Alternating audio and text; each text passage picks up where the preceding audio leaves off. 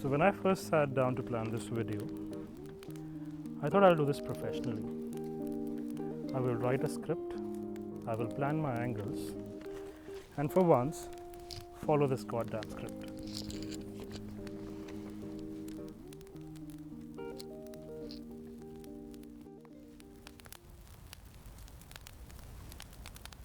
It feels so good.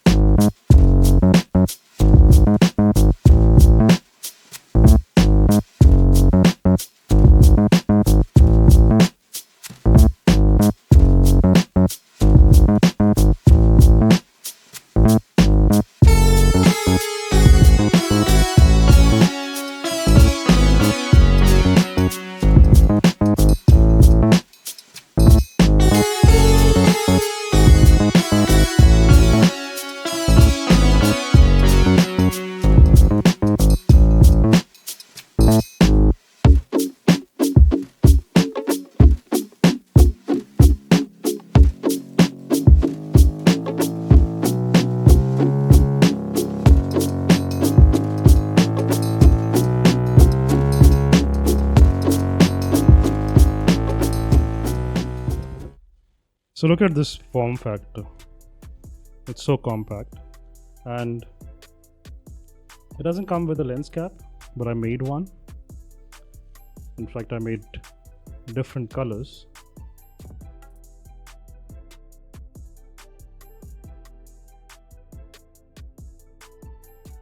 Big miss from Canon.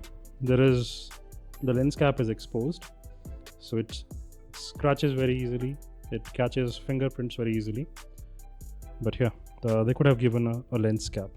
Anyway, the 2-minute sequence, it took longer than I expected. Part of it is down to my skills with editing. Not the best, but the footage as well, the footage that came out from this, it's barely usable.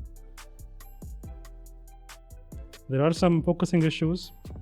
There are some clips where it loses focus. There are some clips where it is overexposed. So you have to put some work into it. The camera colors, I mean, I like the colors from this camera. That's not really an issue, but it is always over sharpened in auto mode, and you have to shoot this in manual mode, which means because the focusing is not as great, every time you shoot something, you have to make sure that the framing is right, the focus is right. So you have to stop before you actually record something.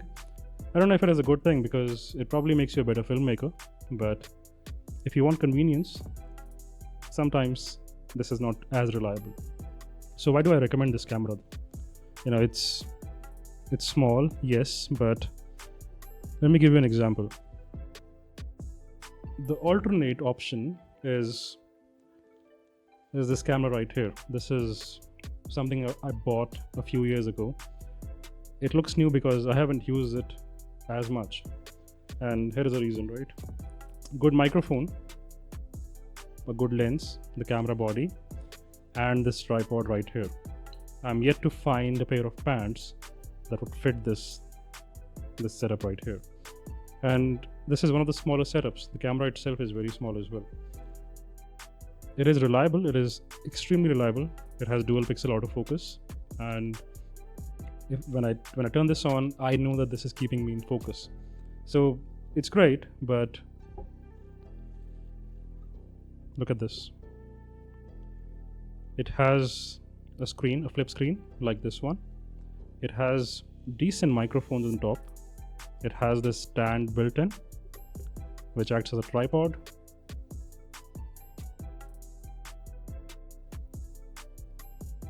For less price, because this is cheap as well. I've got this fairly cheap, and this is not just the only one. I've got two of these. I'm recording on one. I use this one for mostly client calls, and this one goes with me whenever I go out.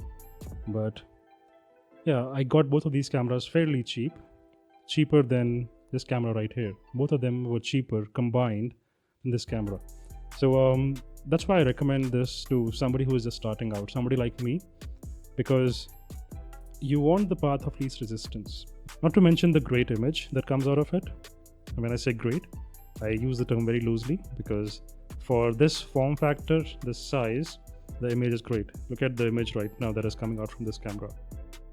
On a setup like this where I have controlled lighting, I'm using just one video light here, and it's bouncing from a wall and then hitting my face, and that is it. In my channel, I have discussed other cameras like these, the DJI Action 2, the Insta360 Go 2. These are small cameras as well, and there is a place for these cameras.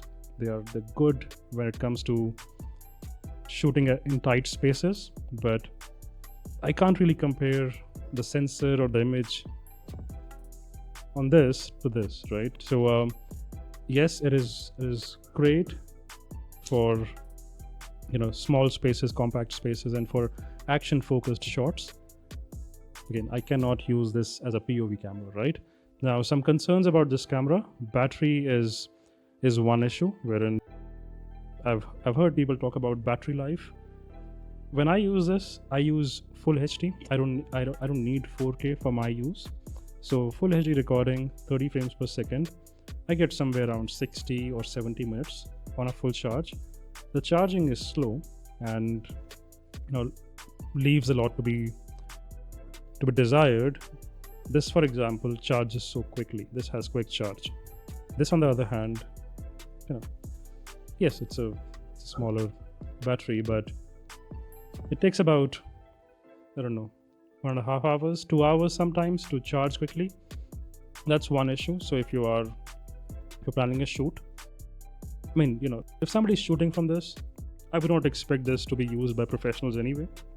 I would just recommend, when you set off or when you wake up, just put this camera on charge, and by the time you're done with your daily activities, early activities of the day, this camera would be ready. If in case you record a lot of videos, you have an option to charge it. It has USB-C, so that's really amazing. It charges very conveniently. Yes, it charges slow, but the charging is convenient.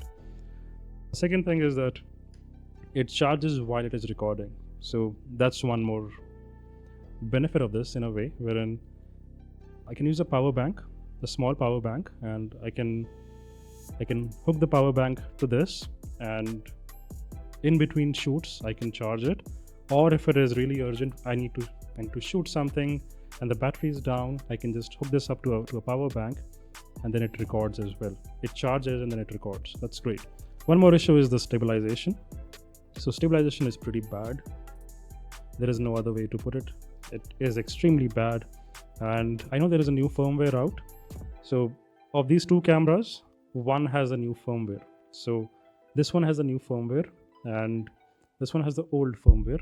Again, I don't take this out, so I haven't updated the firmware on this. But if you want to do a comparison, or if you want to see a comparison between the old firmware and the new firmware, I have the perfect setup here. I have two cameras that have different firmwares, and then Canon says that they have fixed a lot of issues with stabilization, and the new firmware is supposed to be better. What I've got from this is pretty bad enough, right? I like keeping this camera on surfaces. I can just place this easily using the stand, and then I do static shots. I know I'm definitely glancing over topics like battery life, stabilization, and I haven't even discussed overheating because it isn't a case for me. As I said, I do full HD recording, but if you do 4K recording, overheating might be an issue. Doesn't apply to me. I don't even use that smooth skin filter, because if you do that, it takes processing power and then it overheats. So yeah, I don't use those functions. I just use this as a camera that I can just set up, boots so quickly, and it just records. So yeah, for my specific case, for my use case, this works. So I'm glancing over topics, but that's just because I am yet to find big flaws that would keep me from using this camera, or if I had the choice, I would buy this camera once again, given the prices that I've got these cameras at. In my country, the price is fairly cheap. It goes down on sale. The price goes down on sale regularly, so you can get this at somewhere around $200, which is really amazing. That's the price that the company should have sold this initially, and I feel that is in fact why most people did not buy it, and most people had complaints with it, because the price bracket of this was over $400, and then you were competing with DJI Pocket 3, and that's just a different league altogether. That's a really good camera, but in my country it sells for 3 times the price. And is this 1/3 the camera? No, it's 60-70% of the camera. It has a good sensor, it has a good image. The stabilization is bad, but if you use it, if you know how to use it, or if you just pair it with a different camera, use something like this which has really good stabilization, and then use it for static shots, you've got a good setup on your hand. I hope this is helpful in my journey now, where I'm right now, and I feel that if you're watching this, you are in the same spot as me in the journey. So for both of us, I feel that this camera works. This is not really a sponsored video. I bought this with my own money. I bought both of these cameras with my own money, and I just want to share this with others out there who might be looking for this camera. It took me an year to get this, because I couldn't get over the negative feedback online. There was so much negative feedback, and I had to really convince myself before I actually got one. When I got one, I bought the second one immediately, right? So that's the camera. I hope this is helpful, and if you have any questions, please comment below, and I'll see you next time.